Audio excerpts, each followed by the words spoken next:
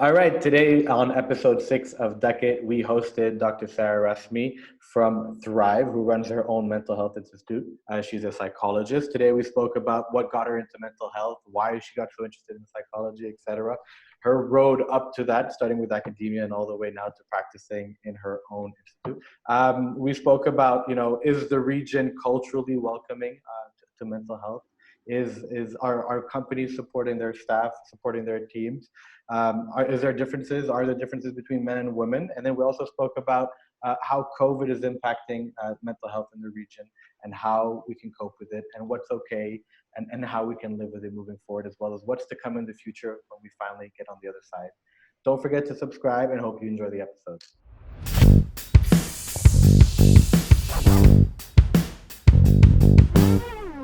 Welcome, everybody. This is the 6th episode of Ducket, where we host Dr. Sarah Rasmi from Thrive. Welcome.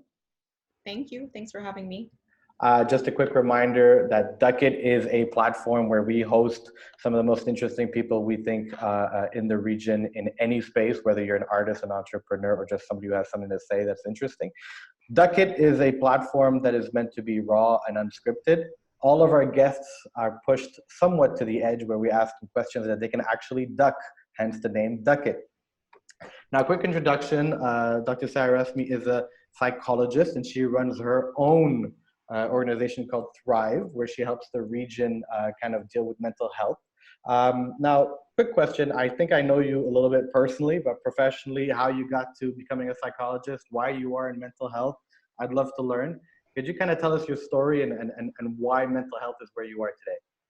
Sure. So I think it all started in university. I was taking psychology classes out of interest and to kind of fulfill general education requirements. And I remember taking my first class in social psychology. And in this class, we learned so much about the ways that people think, feel, and behave in social contexts. And it was really interesting for me because I've always been like a very curious and observant person. And I've always kind of liked to people watch, much to a lot of other people's chagrin, but it just gave me kind of a scientific basis and explanation for all of the things that had piqued my interest in my life. So I majored in psychology, and then I just have always been somebody that has cared about others, and I have some level of caregiving and empathy, and I just fell into the graduate program. And once I graduated, I did a postdoc and I stayed in academia where I still am. And that's pretty much been my path. Amazing. So I guess you have to be empathetic to want to listen to people and help people. Makes total sense. Cool. And how did Thrive happen? How come you started your own practice? Yeah, so what happened is I've been a professor here in the UAE since I moved here in 2013. And over the course of these years, people would approach me for just my opinion and viewpoints on certain things. And I started engaging with the community a lot more. And I realized that as much as I love teaching and research, which are the primary pillars of a university professorship, I really, really thrive when I'm interacting with people and giving them sort of strategies and hearing them out. And so I decided to take the plunge in January 2018, and I opened Thrive initially as a psychology consulting service. So I didn't really expect it to become a therapy center in the way that it sort of has evolved over time. I was really interested in doing research consultancy. I've done some work with many entities here. So just kind of offering different things under the overall realm or scope of psychology. And then as the team grew, it kind of became a little bit more of a traditional therapy clinic with all of the other stuff as well. So why do you think that it picked up? I mean, when you guys started, how many were you? And how quick was it to pick up to kind of grow in that space? And I guess my question would be, why do you think that is in a region where I personally have the perception that mental health isn't really prioritized? And maybe that's a perception that I have, but I don't know if that's something that you've encountered. So can you talk a little bit about that? Yeah, so when I started it, it was just me, and I was on my own in the office for the first 3 months, and then another psychologist joined my team, and even then we were still predominantly working with organizations as well as with community members, doing workshops and trainings and some research consultancy and a little bit of therapy. Then we added in September, so about 8 months after we started, a child psychologist to our team, and that's when the therapy side started picking up. between September 2018 and basically the next year, the end of the next year, so end of 2019, we grew to a team of 9 psychologists. Wow. And everybody kind of has their own area. So a lot of us have overlap, but we serve basically everybody. So we've got child and adolescent specialists, adult specialists, couple specialists, family specialists, assessment specialists. And so it's been really cool to have these common themes within Thrive, like the maternal mental health theme that is shared by 4 of our team members, but also everybody has something that they're really passionate about that's kind of theirs. So why did it pick up and how did it grow? I think that first and foremost, we've always tried to maintain good quality service and to try to make sure that people who are coming are getting what they need. And if they are not coming back, to try to find out why that is. Is it because the therapy was effective? Is there something that we need to work on? So constantly trying to improve our service quality and make sure that we're connecting with our clients. But I think as well, the opening of Thrive kind of dovetailed very nicely with the increased priority that the UAE is putting on mental health and well-being. So as you know, with the appointment of the Minister of State for Happiness and Well-being and so many different initiatives that they've been rolling out since this started as part of their Vision 2021, and as you've probably seen, they just had that massive Happy UAE campaign. So it was the right time, I think, as well, to kind of point people to this idea that mental health is not just the absence of mental illness. So people can struggle with psychological disorders, and it's actually quite common. We see it more and more and more and more. But at the same time, you can seek psychological support to enhance, or I don't want to say the word thrive. It feels like a plug. I know, like a plug, but that's part of the reason that I chose it. It's because it can help people thrive too. What is a session? Is it what you see in the movies? Is it me lying down on a couch, my legs up, being super difficult, and just talking about life? What is seeing a psychotherapist all about? Yeah, so it's definitely not like what you see in the movies, although there are still a few psychologists around the world that practice that type of psychotherapy. Psychoanalysis is usually what's depicted. But what a more typical therapy experience is like is that you reach out to a clinic, you identify somebody who has expertise or experience with the issue that you are struggling with at the moment. Then you end up coming into the session. The first part of the session is about sort of establishing some of the rules, and your therapist assuring you about the fact that everything that is discussed is confidential and that it's a safe and non-judgmental space.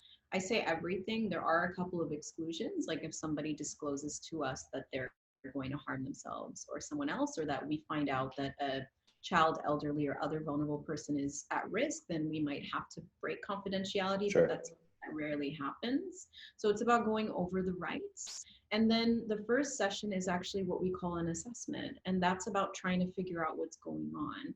So different psychologists will sort of structure it in a different way, but typically what will happen is we will administer maybe some questionnaires asking about some symptomatology.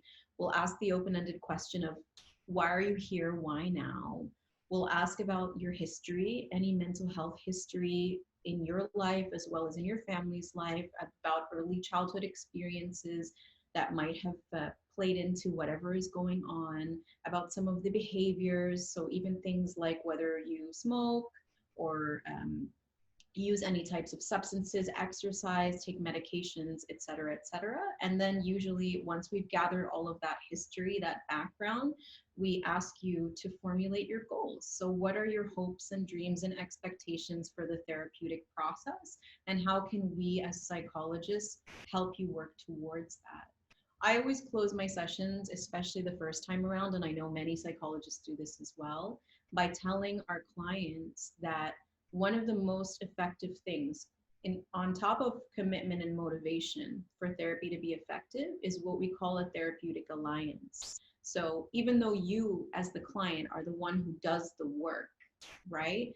You are going to be more receptive to it if you feel like you connect and you click with your therapist. So I tell my clients, I look them right in the face every time and I say, you don't have to answer this. If I rub you the wrong way, if I remind you of like an aunt that you despise, if you don't feel that there's a good vibe between us, then please seek support elsewhere. Don't let this be something that stops you from seeking the support that you need. So it's pretty much going through the process to gather the information to be able to develop and target the treatment towards achieving the specific goals that you have in mind, and then identifying how to benchmark it as you progress through the treatment plan. And why do you think people have a lot more success communicating with a psychologist than they would with someone close to them? Typically, what would be the reason for that? A few different things, and one of them is that it is meant to be a space of no judgment. And so you're able to say things that you might not feel safe to say in other contexts. One of the things that also is quite helpful is that the dynamic of the relationship is very different. If you come to see a psychologist, you are paying a psychologist for their time and for their ear, right? When you're in a relationship with someone, a lot of us are governed by this norm of reciprocity. I give and I take. And some of us are givers and we have a very hard time taking. And so by removing some of those elements of the social interaction, the dynamic, it can be very, very effective. Super interesting. Super interesting. And what does a normal session then look like after the first assessment?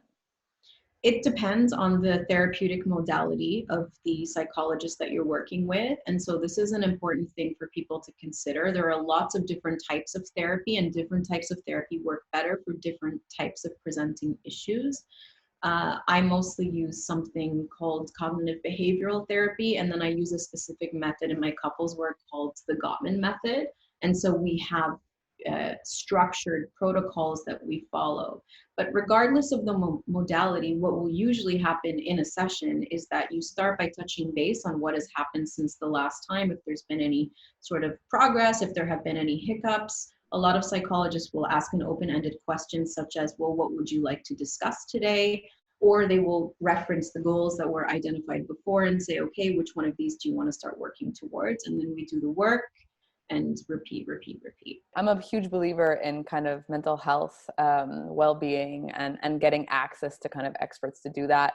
I think I mean, personally, I think it's extremely underrated. I think we tend to go to the hospital if we have a cough, but we don't if we have a heartbreak or if we have any kind of big trauma in our life.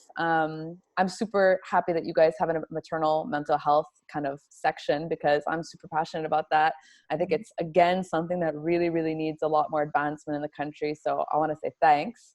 But I want to know, do you see any differences in genders that are coming to your center? Do you see anything different coming in? And we have 2 women and 1 man on this call. So let's just take a test. But, I'm super curious, because I think as a region, my perception is that it's still coming. I think in the West, perhaps it's a bit more kind of top of mind. I just wonder if you see any difference from region to region, from gender to gender, and can you speak a little bit about kind of what the patterns you've seen, because you've been here for a long time in the UAE? Yeah, so in terms of mental health broadly on a global level, there is, of course, still a stigma, and that stigma is probably going to remain for quite a while. But the good news is it's something that has been reducing over time. And I think it's something that has been reducing on a global level, but also regionally. A big part of it is this increased interest and priority that's been placed on mental health. Recently, the UAE cabinet approved a new mental health act. So it is really front and center and top of mind, and that has really gone a long way. But in terms of gender, we do see some interesting gender differences, but it's really important that we not take them with a grain of salt, but we don't just fall into the men are more like this and women are more like this, because there's so much nuance to anything that's psychological in nature. So typically what we find when it comes to differences between men and women on a global level is that women are more likely to experience / report / be diagnosed with depression and anxiety, as well as somatic issues, so issues that relate to their body, whereas men, on the other hand, are more likely to abuse alcohol, and they're more likely to have antisocial disorders. So those are the general trends that we typically see. on a global level, but I think it's important to note that there's also a massive difference in health-seeking behavior as well as biases that play into diagnosis.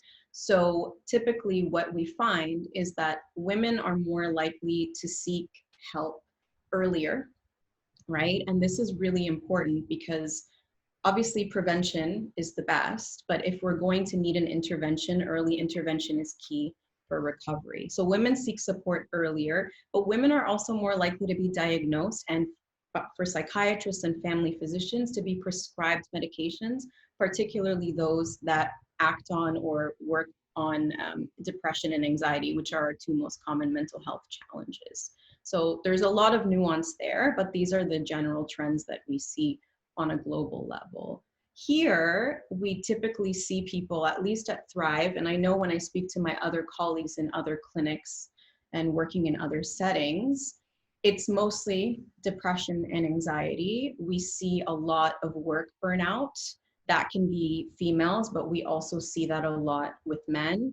And I would say that one of our biggest services that we offer at Thrive isn't just the individual therapy, it's the couples therapy. And a lot of these issues that we're talking about end up infiltrating a relationship and need to be addressed in that couples context. So, And then I guess, yeah, go ahead, Nadia. Go ahead. I was like ready to pounce on that question. go for it. No, I'm just super curious, and I feel like, especially when it comes to couples therapy. So the biases that you were just describing between men and women, and kind of the differences that inherently kind of might be biological and all that stuff, and I don't know what I'm talking about, but generally when it comes to couples therapy, I'm assuming the therapy is about the couple itself. Is that typically, is it about the relationship between the two kind of members of the couple, or is it couples come together and say, we both want to tackle mental health issues? And then how do you treat that, either independently or in collaboration of the two kind of people? I'm just super curious in terms of what that means. What is couples therapy? Because my kind of probably wrong judgment is that couples therapy is generally because couples are having challenges in their personal relationship, and their relationship is on the rocks. Now, maybe that's a super naive thing to assume, but that's currently where I stand in my basic understanding of what couples therapy is. Yeah, no, I mean, that's absolutely correct. Usually people, when they come in for couples therapy, they come in because there are issues that are occurring between them. Okay. And one of my obligations as a couples therapist is that I need to serve the relationship rather than the two individual partners. But that being said, those things are inextricably linked. You can't remove the individuals from the relationship. And so a huge part of supporting people as they navigate the challenges they're encountering as a couple is for them to understand the other person's perspective. And often that involves getting them to identify triggers that they individually have and the root of those triggers. So maybe some experiences that they had in childhood, let's say, that make them more sort of sensitive or quicker to react or respond to something. So having that information is really, really powerful, because then you feel understood and you're able to understand your partner better. And so when you have these difficult discussions, rather than it turning into like a 12 out of 10, it's something that we can diffuse relatively quickly or more frequently than not. Sure. And do you think couples come to you too late in the game? Or is it something that they should be coming earlier for maintenance or something? It's like a car, right? You just go for a tune-up, or do you go when the car's broken down on the side of the street? You don't even go for a tune-up. You go to get it kind of cleaned and detailed every once in a while, right? It's really, really important. And a lot of times, and there's like this quote or statistic that floats around a lot, that couples seek therapy 6 or 7 years too late. So I don't know the scientific validity of that period of time, but what I observe in my practice is for sure that couples often wait until they're in crisis mode to seek support. And just like with an individual challenge, when you get to that point, you can still recover and you can repair. It's just a much harder road. So whenever I get couples actually who come in and will say something like, we're kind of okay, but we could probably be better, and we want to see like what are our strengths, how we can cultivate those, and what are some of the things that we might want to watch out for, that is really, really great because we can make changes really quickly and also figure out what are potential pitfalls in the future. Like once people transition to parenthood, which is known as, basically the worst time in a couple's relationship, particularly the first time around. So it really, really helps to have that foundation. And then I guess my question I wanted to ask before is the role of medication. How can, I mean, my personal kind of view is to push it as far as possible and try to delay as much as possible. Can therapy be used as a tool to delay that? And how do they work together? Yeah, so as psychologists, we don't prescribe medication, but we work closely with psychiatrists when we have individual clients who require medication as part of their treatment. Medication certainly has a place and it has a role and it can be effective, especially when people are experiencing relatively severe symptoms. So if you think about something like anxiety or panic, for example, how are we able to support somebody with the changes to the way that they think, as well as incorporation of coping strategies when they're constantly in that fight or flight mode. So sometimes it can be good to kind of bring things down a little bit before we can start doing the work that occurs behind the scenes on a deeper level to make the longer term changes. So I have a tendency to agree with you, which is why I'm in psychology and not psychiatry, but I don't want to say that there is no place for medicine. They can be used really effectively, but I think that anybody who takes medication should consult a psychologist to try to get some support in addition to medication management. Yeah, I agree. But at the beginning, you were mentioning a little bit about your work with the private sector. And I have to say, I've always touted kind of mental health and well-being as a program that is really instrumental in any kind of corporate setting. I've worked in organizations in the region and in the West, and I think one of the things that I've often seen is that kind of the acceptance of mental health or the space that you take for mental health. So like taking a mental health day or, being transparent with, your HR team about the fact that you need mental health support and you have to check about it in insurance. It typically ends up being a really awkward conversation. It's dependent on your direct line manager as opposed to kind of a culture or a policy, et cetera. So I was wondering, do you work with any organizations in the UAE? And I guess how much more space has there been with these creations of these kind of federal policies to allow people to feel the space to be like, I need a mental health day? Because especially in COVID, and I guess we could talk about that after, sometimes we really, really need those days. And you don't want to say, oh, I have a cough and then not show up to work the next day without a cough. You kind of just need the mental space. And so I was wondering, do you have a little bit of experience in that? And what are the trends going into the private sector and maybe even insurance companies? Are you seeing kind of more awareness in that space? Yeah, so I definitely have worked with organizations. I've worked with government organizations primarily in a research capacity. So I was part of the team of people that analyzed the census for happiness and positivity that was done here in the UAE, as well as with the KHDA. They've been working on well-being for quite a while. In terms of the private sector and organizations, we are seeing more and more buy-in, and in particular, since the COVID pandemic has started, more and more organizations are reaching out to us to try to support their employees. And part of the reason is because when you're saying about insurance, I don't know the statistic, but my guess, based on my experience and my observations, anecdotally at least, is that the vast majority of policies don't actually cover it. So we find ourselves in a position where people are struggling more and more and more in general, all over the world. And here in the UAE, we're seeing, like, with anxiety, the estimates are that it's 1 in 5 people, right? So it's occurring more and more from the common mental health challenge perspective. And then on the other side, we have this drive towards enhancing well-being, and people are really interested in that. So we've been working with organizations in sort of many different ways. One of the ways that people have been really interested in, particularly since COVID, is to set up these mini employee assistance programs. So organizations will will contract us, and I mean, they can do this with other providers as well, to provide access to mental health services, especially now, because, you know, like with what's going on, people are really struggling for so many reasons, but at the same time, when we're struggling, we end up hoarding. And one of the things that we end up hoarding is our financial resources. And so even though people need it, they also don't really want to pay and to spend. And I totally get that. And that's why there's a lot of free stuff that is being provided at all sort of levels here in the UAE. So organizations are recognizing that. And I think one of the things that has been effective, not just this push towards the importance of mental health on a government level, but also it's this understanding that if your employees aren't well, your business is not going to be well either.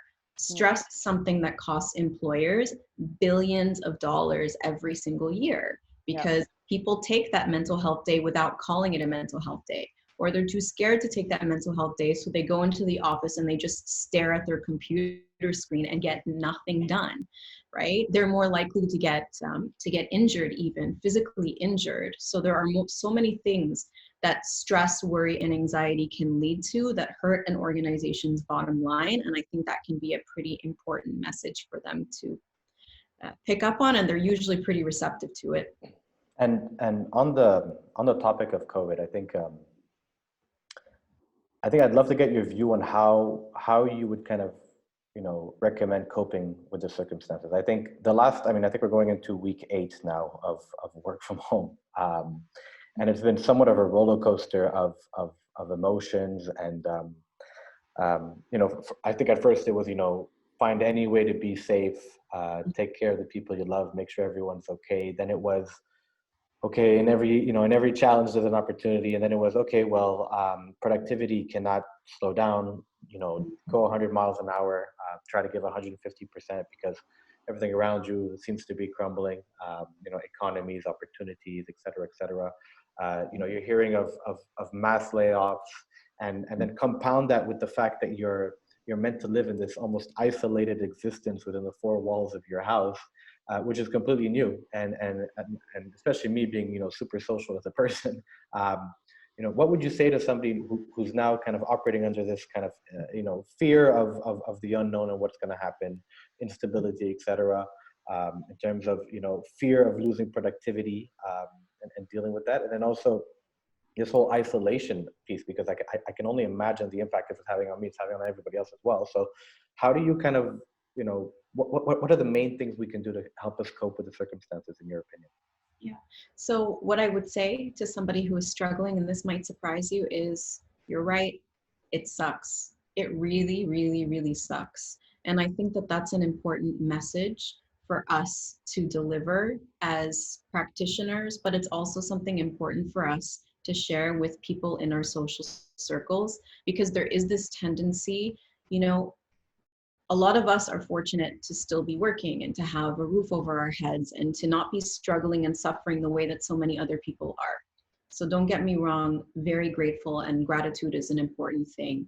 At the same time, this idea that we need to be grateful makes us feel pretty bad when we feel bad and sad and angry and we're mourning our losses. This whole experience is an experience of collective grief and loss. And you know, I was telling somebody yesterday, it's okay to mourn the fact that you're not having your Starbucks coffee with your coworker every day. Like, it sounds so stupid in the grand scheme of things, but that is a significant loss in your life that probably really enhanced your well-being. So I think recognizing and validating that this is a difficult thing for all of us on different levels, that everybody's going to have days that are better than others, and different people are going to be triggered in different ways. So kind of putting that out there is really important. The reason why this period is so difficult and the reason why anxiety is so challenging to begin with is because it occurs when we're in situations of novelty, ambiguity, and unpredictability. And that is exactly what this situation is. It's been 8 weeks, but it changes day to day, week to week. And we have no idea. The best that we can do is guess what's going to happen, and probably we're all going to be wrong. And so that's really, really, really hard.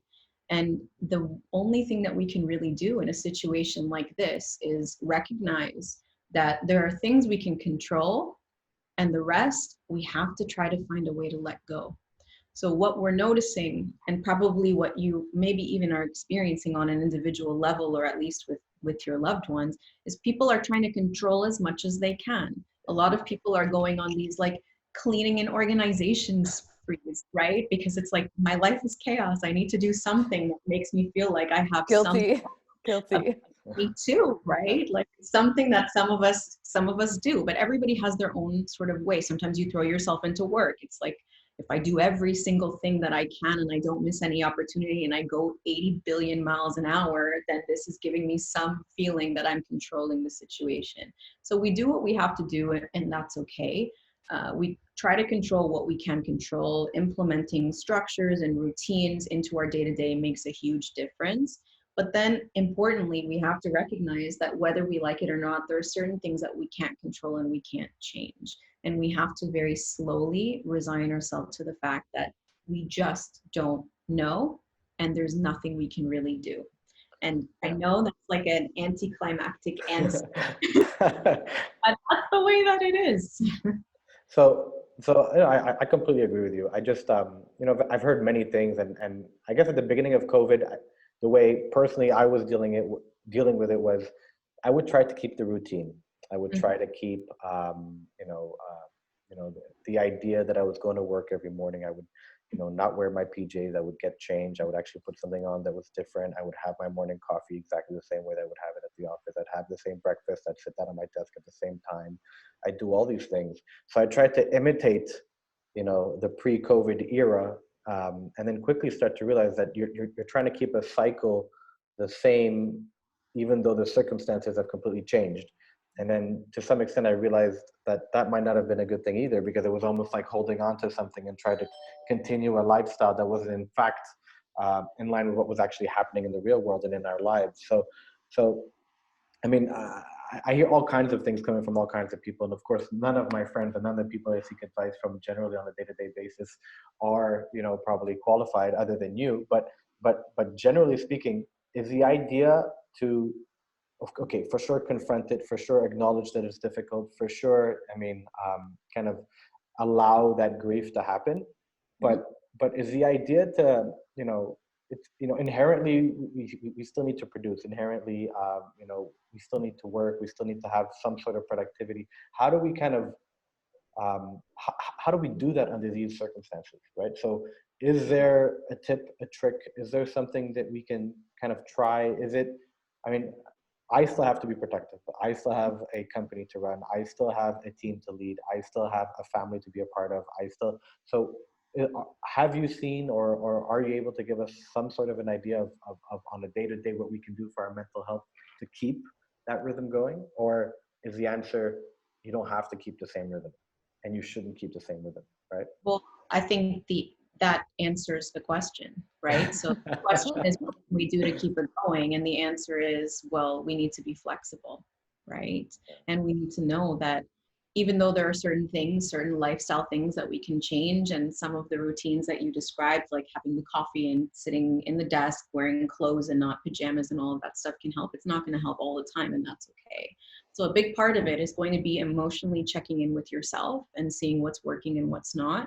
But also I saw this quote somewhere. I don't remember the source of it, but it was basically something along the lines of, you're not working from home, right? You're working in a pandemic at home, right? And that's a really important distinction for us to make. This isn't a choice for so many of us to be working from home. And if you are in a relationship, if you have a family, then it introduces so many other challenges, because you've got multiple people working from the same space. There's zero boundary or demarcation between your work life and your home life, and multiple people are experiencing that at once. If you've got kids who are going through e-learning, you also have to balance it with that. There is just so much on our plate, and we just need to know that, again, some days are going to be better than others. So what are some of the things that actually help? Some of the things that help are to try to incorporate a routine as much as possible.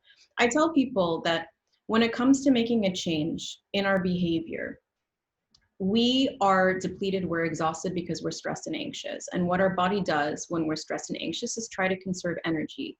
The problem is behavior change requires a lot of energy. Yeah. So rather than telling yourself what a lot of us do, especially people who are high achieving, people who have sort of perfectionistic tendencies, is, you know, I'm going to do this and I'm going to do it perfectly and I'm going to hit it out of the park from day one. You put these mammoth pressures and expectations on yourself, and then if you achieve them, which is very unlikely, you notice and pick out what didn't go that way and you berate yourself for it. And when you miss the mark, which is likely because of how high the expectations are, all you can focus on is the fact that you didn't do what you set out to do.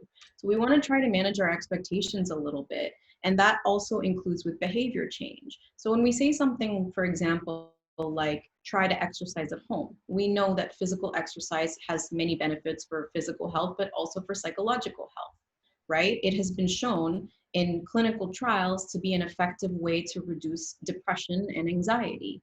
So exercise. You don't have to turn into a bodybuilder by the end of this process. You might not have access to any equipment. All you have is your body. There are things that you can do, but it's overwhelming. So what I say is, just tell yourself, I'm going to put on my scientist hat and I'm going to collect data. I'm going to do it for 5 days. And I'm going to very carefully note down what I did, for how long, how I felt going into it, how I felt during, how I felt afterwards. And then after, when you've got those data points, you sit with yourself and you say, does this seem like something meaningful and worthwhile to incorporate into my life or not?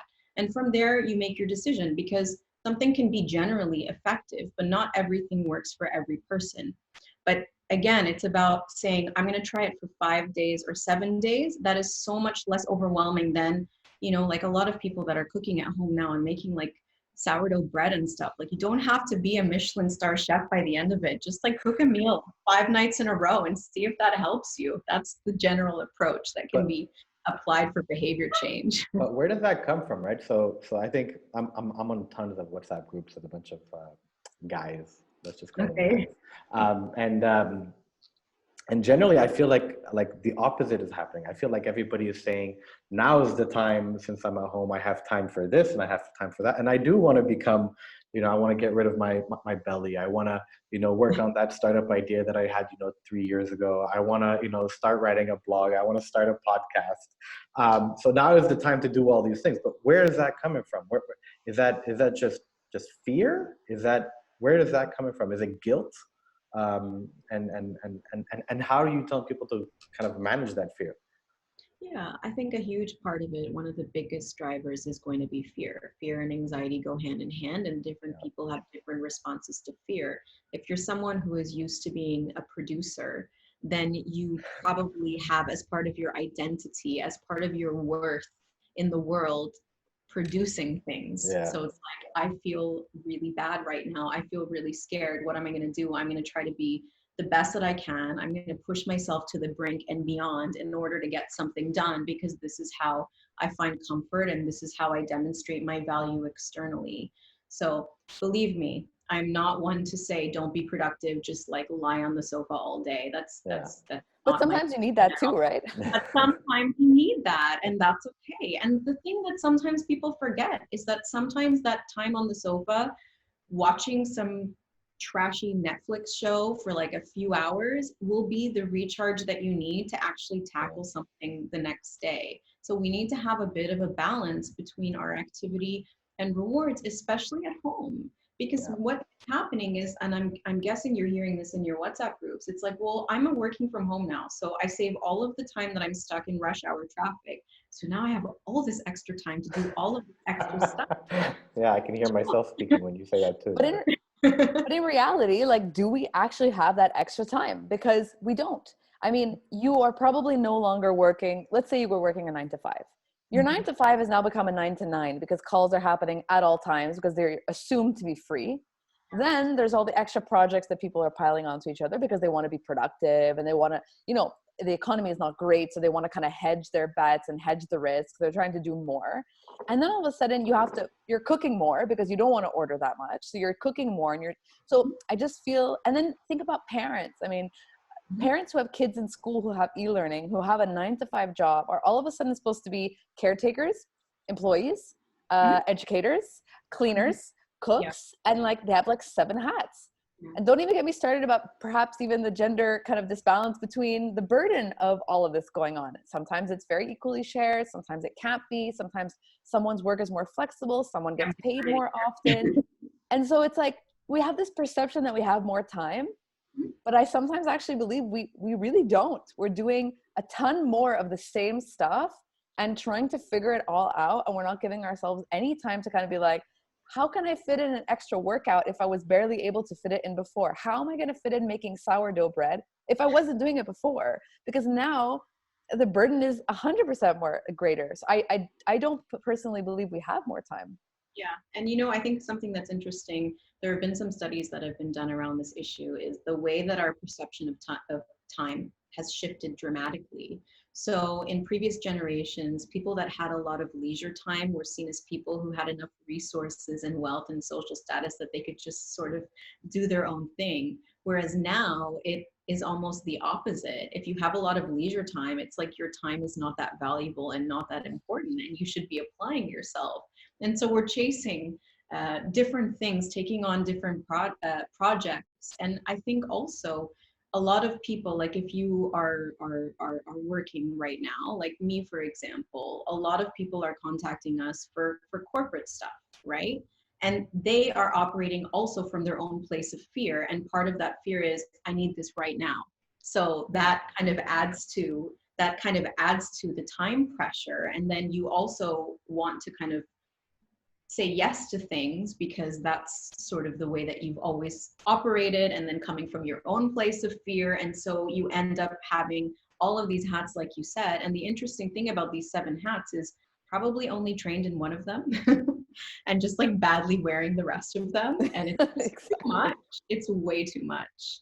Yeah, absolutely. And I think, you know, a big factor to that is employee tenure or stability of income is something that's definitely changed, I think, over generation to generation. So I think that's why I would assume as well that part of the reason why people are always running and trying to fill in their free time is that inherent fear. I think that anxiety has grown from generation to generation because of that lack of stability in people's lives. I have a question though. I think it's a bit of a touchy subject, and it has to do with COVID still, but about this whole social distancing, right? So, you know, I'm super curious to see what the long-term impacts are going to be of social distancing or physical distancing, or basically not seeing anybody, whatever we want to call it. You know, it is a strange world of isolation that we live in a world that was, you know, super social beforehand. And I guess my question here is in 2 parts. One, what is kind of your general view on how that's going to impact society or people in general? And number 2, you know, more and more we're seeing this kind of stigma. It's almost like a public shaming of it, right? Where there is this, you know, big brother, let's spy on everybody and make sure everybody is kind of living according to the social distancing interpretations of each person, right? Mm-hmm. So, you know, you're starting to see almost like a crack down the middle between people who think that, you know, social distancing needs to be lived in a specific way, and social distancing is basically social distancing as it's described and nothing more, right? So you're seeing people react to the responsibility of social distancing and COVID in different ways, and why is that? And then you're seeing people who are kind of a bit more, you know, open, a bit more kind of risk averse. They're more open to the risk, whereas some are super risk averse. So yeah, generally, why do people kind of deal with social distancing in different ways, and why? And what do you think the impacts are of social distancing long term in society? Okay.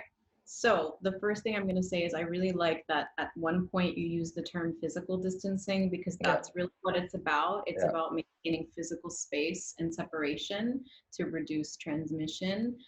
Social distancing is something that is really problematic in a lot of ways. Being disconnected and being isolated. So we know, for example, usually I'll reference the Harvard study of adult development. It's the longest running study of all times, and it followed men in the Massachusetts area for years and years and years and years, 75, I think maybe they're on 80 years now. And they gather data from them as well as from other people in their lives on everything. And what they found is that the key driver of well-being and happiness is maintaining social connection.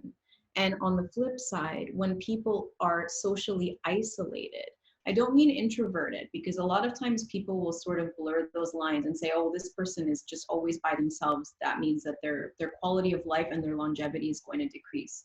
No, if you desire social contact and you're not getting that social contact, that's when it's problematic. And so this is potentially going to be one of the long-term consequences of what's happening. And there are so many social dynamics, I think, that are at play. Some of them that you already referenced. So as human beings, the way that we think in a social context, our social cognition, is we feel comfort and safety and stability when we're part of a group. That group can be our family group, it can be our ethnocultural group, it can be our profession, whatever is important to us. Now it has almost become that it's like you're either somebody who practices by the book, the physical distancing, or you're somebody who doesn't. And we've basically created these two subgroups. And when you have two subgroups who are different, what happens? Intergroup conflict ensues. And that's why we're seeing things like shaming. And I think the shaming is happening on both sides of the aisle. There are the people that are like, put on your masks when you go outside. And there are other people that are like, you know, the expression that I want to use is probably not super kosher for this conversation, but basically get over it, right? Just calm down. It's not a big deal. So it creates this discord, which is problematic. But also I think longer term, there's an element of distrust. And I'm really concerned, honestly, for what our interactions are going to look like when things actually do lift.